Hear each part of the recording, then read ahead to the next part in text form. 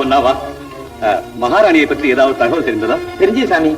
திருவங்காட்டாமையும் வள்ளியும் பார்த்த ஒத்தகை மனுஷனை நானும் பார்த்தேன். எங்கே பொன்னா, எங்கே? கொல்லிமேல் அடிவாரத்துல. ஆஹா, நானும் உன்னுடன் இல்லாமல் போனேனே.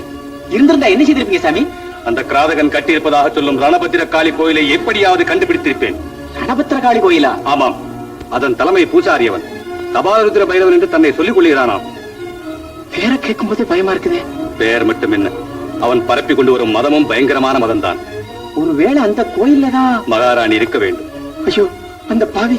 கவலைப்படாத பொன்னா, கேவலம் மகாராணிக்காக அவன் இவ்வளவு சிரமம் எடுத்துக் கொண்டிருக்க மாட்டான். வேறு ஏதோ அந்தரங்க நோக்கம் இருக்க வேண்டும். அந்த நோக்கம் நிறைவேறும் வரை அவன் மகாராணியை பத்திரமாகத்தான் வைத்திருப்பான். எதற்கும் நாம் ரணபத்திரகாளி கோயில் இருக்கும் இடத்தை கண்டுபிடித்து விட்டால் மகாராணியையும் கண்டுபிடித்து விடலாம். ஆனால் அங்கே போவதற்கு முன்னால் நாம் உறையூருக்கு போக வேண்டும். ஏன்? இளவரசர் வந்திருக்கிறார். தெரியும். வந்தது மட்டுமல்ல, வழியில் அவருக்கு ஏதோ விபத்து நேர்ந்திருக்கிறது என்பதும் எனக்கு தெரியும். விபத்தா? எங்க சாமி? இன்றைக்கு நீ ரொம்ப கேள்விகள் கேட்கிறாய் பொன்னா. என்ன விபத்து என்று எனக்கு தெரியாது. ஆனால் ஏதோ நேர்ந்திருக்கிறது என்பது மட்டும் எனக்கு தெரியும். அதோ அந்த குதிரைக்கு பகவான் பேசும் சக்தியை மட்டும் அளித்திருந்தால் அது சொல்லும். அது போகட்டும், நீயும் என்னோடு உறையூருக்கு வருகிறாயா? வரேன் சாமி. ஆனா அதுக்கு முன்னால சில விஷயங்கள் தெரியணும். என்ன? நீங்க முக்கியமா யாருன்னு எனக்கு தெரியணும். கொஞ்ச நேரத்துக்கு முன்னால சாலை வழியா குதிரை மேல வர்ற போது வேற உருவத்துல வந்தீங்க. இப்போ வீட்டை விட்டு வெளியில வர்றது வேற உருவத்துல வந்து நிக்கிறீங்க. இந்த ரெண்டு உருவமும் உங்களுக்கு சொந்தமான உருவம் இல்லைன்னு எனக்கு தோணுது. உண்மையில நீங்க யாருன்னு எனக்கு சொல்லணும். சொன்னால் என்ன? சொன்னா அவசியம் நீங்க தெரிஞ்சு கொள்ள வேண்டிய விஷயம் எனக்கு தெரியும். அதை சொல்லுவேன். இல்லாட்டி என் வழியே போவேன். அவசியம் நீ தெரிந்து கொண்டுதான் தீர வேண்டுமா? ஆமா சாமி. சரி, சொல்கிறேன். ஆனால் நீ எனக்கு ஒரு வாக்குறுதி கொடுக்க வேண்டும். வேறு யாரிடமும் சொல்லக்கூடாது. பரம ரகசியமாய் வைத்திருக்க வேண்டும். ஆகட்டு சாமி. போர்க்களத்தில் வீர மரணம் அடைந்த பார்த்திவ மகாராஜாவின் ஆணையாக சொல்வாயா? பார்த்திவ மகாராஜா ஆணையா சொல்றேன். அப்படியானால் பொன்னா, இதோ பார்.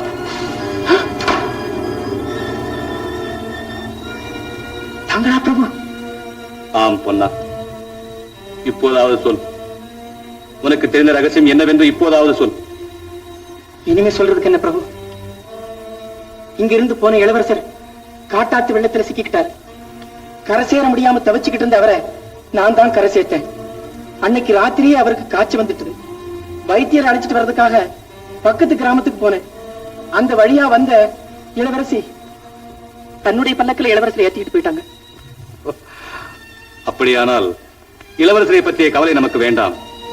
அருள்மொழி தேவியை தேடி பிடிப்போம். வா.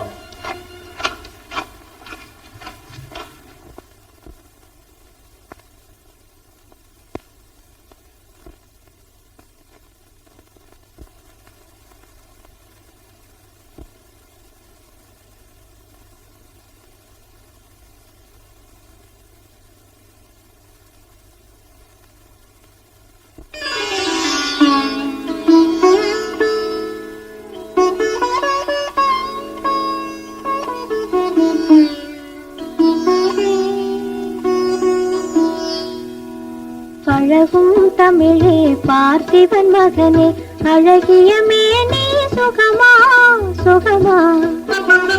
பழகும் தமிழே பார்த்திபன் மகனே, அழகிய மேனி சுகமா. பாவலன் கவியே பல்லவன் மகளே, காவலன் மேனி சுகமே. உன் கைகளினால் வந்த குணமே, உன் கைகளினால் வந்த குணமே.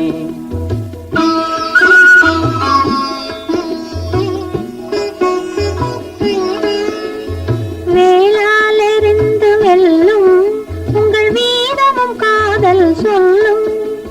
வேளாலெறிந்து வெல்லும் உங்கள் வீரமும் காதல் சொல்லும். பால் போல் தெளிந்த முகமும், பால் போல் தெளிந்த முகமும், நான் பார்த்ததும் ஆசையில் துள்ளும், நான் பார்த்ததும் ஆசையில் துள்ளும்.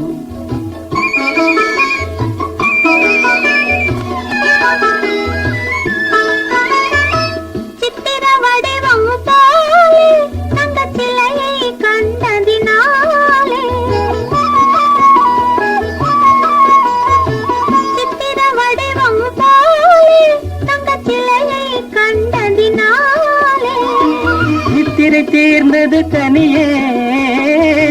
திரை தேர்ந்தது கனியே, உன் நினைவில் மீண்டது மனமே. உங்கள் அழகிய மேனி சுகமா, உன் காவலன் மேனி சுகமே. பழகும் தமிழே பார்த்திபன் மகனே, அழகிய மேனி சுகமா. பாவலன் கவியே பல்லவன் மகளே, காவலன் மேனி சுகமே. உன் கைகளினால் வந்த குணமே, உன் கைகளினால் வந்த குணமே.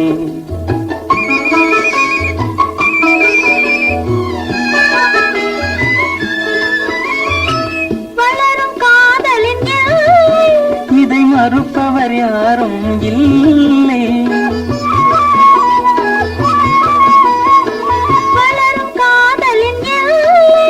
இதை மறுப்பவர் யாரும் இல்லை. மலரும் காதல் மலரும், மலரும் காதல் மலரும். நம் வாழ்வினில் அமைதி நிலவும். உங்கள் அழகிய மேனி சுகமா, உன் காவலன் மேனி சுகமே. பழகும் தமிழே பார்த்திபன் மகனே, அழகிய மேனி சுகமா. பாவலன் கவியே பல்லவன் மகளே, காவலன் மேனி சுகமே. உன் கைகளினால் வந்த குணமே, உன் கைகளினால் வந்த குணமே.